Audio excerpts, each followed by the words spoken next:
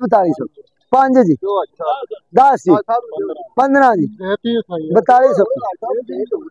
एक 4005 रुपये जी। नहीं नहीं 4000 कैसे दे रहा पिन पुत्र सवा 36 साढ़े 36 पौने 37 पूरा 37 सवा 37 साढ़े 37 पौने 38 पूरा 38 सवा 38 नहीं नहीं 30 रुपये 40 रुपये यार 38 40 45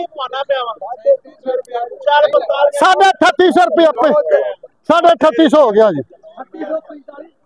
38 पौने 39 पूरा 39